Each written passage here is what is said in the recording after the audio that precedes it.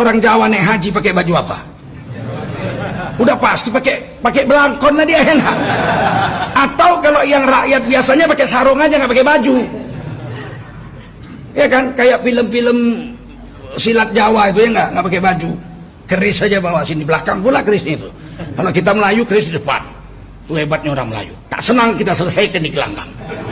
Orang Melayu begitu, lebih baik mati berkalang tanah daripada hidup bercermin bangkai. Mati di gelanggang, kerbau tebusannya. Mati di tempat tidur, ayam tebusannya. Orang Melayu tak senang kita selesaikan dengan keris. Kalau orang Jawa kan keris di belakang. Membunuh orang lembut juga dia, disambutnya. Kue arep tak pateni.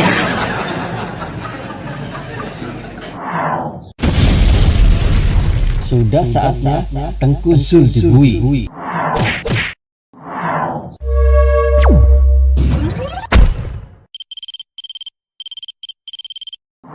Sebuah ceramah sejatinya menyejukkan, mendamaikan, mempererat tali silaturahmi dan persaudaraan, serta menebar cinta dan kasih. Sebuah ceramah atau dakwah hendaknya pula lah yang mengajarkan kebaikan dan kebajikan, mengajak para jemaah untuk berbuat baik, menghormati sesamanya, dan menjunjung tinggi nilai-nilai kebinekaan. Namun ceramah yang ditampilkan Tengku Zulkarnain selama ini justru sebaliknya. Orang Jawa naik haji pakai baju apa? Udah pasti pakai belangkon lah dia, enak. Atau kalau yang rakyat biasanya pakai sarung aja, nggak pakai baju. Ya kan, kayak film-film silat Jawa itu ya, nggak pakai baju. Keris saja bawa sini, belakang pula kerisnya itu. Kalau kita Melayu, keris di depan. Itu hebatnya orang Melayu. Tak senang kita selesaikan di gelanggang. Orang Melayu begitu, lebih baik mati berkalang tanah daripada hidup bercermin bangkai. Mati di gelanggang, kerbau tebusannya. Mati di tempat tidur, ayam tebusannya. Orang Melayu tak senang kita selesaikan dengan keris. Kalau orang Jawa kan keris di belakang. Membunuh orang lembut juga dia, disambutnya. Kue arep tak pateni. Wasekjen MUI ini kerap kali berdakwah berselimutkan rasisme. Ia tidak mengajarkan kedamaian, ia tidak mengajarkan keindonesiaan, namun ia kerap menebar provokasi, memecah belah, dan menyuarakan kebencian serta permusuhan antar warga yang berbeda suku, agama, dan ras. Ceramahnya yang beberapa hari terakhir viral di media sosial itu menjadi salah satu bukti betapa isi kepala Tengku Zulkarnain sungguh busuk dan dipenuhi sampah. Setidaknya ada 2 video yang beredar di jagat media sosial yang isinya kurang lebih sama, yaitu ia menganggap suku Jawa sebagai kaum lemah dan cemen dan penakut. Sebaliknya, suku Melayu ia sebut sebagai suku yang kuat, gagah, dan pemberani. Pernyataannya itu sontak membuat banyak orang geram. Tengku Zul dinilai rasis. Akibatnya, seorang warganet bernama Edi Santri berencana melaporkan Tengku Zulkarnain kepada pihak kepolisian karena dianggap telah melecehkan dan merendahkan marwah suku Jawa. Secara pribadi, saya mendukung langkah hukum yang ditempuh oleh Edi Santri tersebut. Sekalipun di satu sisi terbersit rasa pesimis bahwa kasus itu nantinya akan berhenti dengan materai 6.000. Tapi setidaknya ada usaha untuk melaporkan. Masalah laporan tersebut nantinya akan ditindaklanjuti atau tidak, biarlah itu menjadi domain para penegak hukum. Bukan tanpa alasan memang ada begitu banyak kasus di negeri ini ketika sudah melibatkan para ulama radikal seperti itu, atau ormas-ormas pendukung teroris seperti FPI dan HTI, negara seperti tidak berdaya, atau mungkin saja takut berhadapan dengan mereka. Tapi ketika pihak yang salah adalah warga negara minoritas, hukum akan tegak setegak-tegaknya.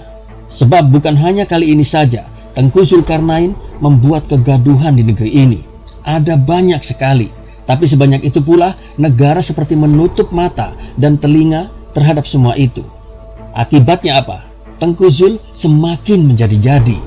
Ia semakin bebas menebar provokasi, menuduh pemerintah komunis, serta menebar berbagai macam hoax dan hate speech. Salah satu hoax terbesar yang pernah dibuat oleh Tengku Zulkarnain adalah cuitannya pada masa kampanye Pilpres 2019 tentang adanya 7 kontainer surat suara yang telah tercoblos gambar Jokowi Ma'ruf Amin, yaitu capres nomor urut 1. Cuitan yang diketahui sebagai informasi yang menyesatkan itu segera viral dan menyebar ke seluruh pelosok tanah air. Namun, Entah kenapa kasus ini tidak ditindaklanjuti oleh pihak kepolisian. Selesai begitu saja. Saat itu saya berpikir mungkin cuitan itu akan menjadi akhir episode hoax Tengku Zulkarnain. Sebab ia akan segera dijerat dengan Undang-Undang ITE dengan hukuman penjara maksimal 6 tahun penjara. Namun ia seperti tidak tersentuh oleh hukum. Jangankan di penjara, diproses pun tidak. Maka sangat wajar jika kita mempertanyakan siapa sesungguhnya orang kuat di belakang Tengku Zul, sehingga ia seperti tidak takut menebar segala kebohongan, fitnah, dan kebencian selama ini. Ia seperti tidak tersentuh hukum. Saya pikir ada banyak orang yang berpikir serupa seperti saya, dan pertanyaan itu perlu kita temukan jawabannya. Ada yang menyebut bahwa Tengku Zulkarnain memiliki kedekatan dengan keluarga Soeharto. Dan saya pikir informasi itu tidak hanya sekedar isapan jempol belaka. Sebab ada banyak foto-foto Tengku Zulkarnain bersama Soeharto beredar di media sosial. Dan melihat foto-foto tersebut, hubungan Tengku Zulkarnain dan keluarga Cendana nampaknya cukuplah dekat. Maka bisa jadi Cendana ada di balik tumpulnya mata hukum atas ustadz kelahiran Sumatera Utara itu. Ada pula yang menyebut ia disokong oleh Ma'ruf Amin. Bisa jadi sebab Tengku Zulkarnain dipercaya menjadi wasekjen MUI ketika Ma'ruf Amin menjadi pucuk pimpinan. Sedikit banyak ada peran Ma'ruf Amin di balik kursi yang diduduki oleh Tengku Zul saat ini. Suatu kali Tengku Zul pernah pula berujar bahwa ia telah bergaul selama 22 tahun dengan sang wakil presiden itu. Artinya apa? Keduanya memiliki hubungan yang cukup dekat. Tapi terlepas dari siapa orang besar di balik semburan hoax dan kebencian yang selama ini keluar dari mulut Tengku Zulkarnain, negara semestinya tidak boleh ciut dengan mereka. Sudah terlalu sering bangsa ini dibuat gaduh akibat ulahnya. Sudah saatnya ia diproses secara hukum. Dan sudah saatnya pula ia menanggung akibat dari perbuatannya. Salam dari rakyat jelata. Artikel dalam video ini ditulis oleh Hermanto Purba di sewot.com.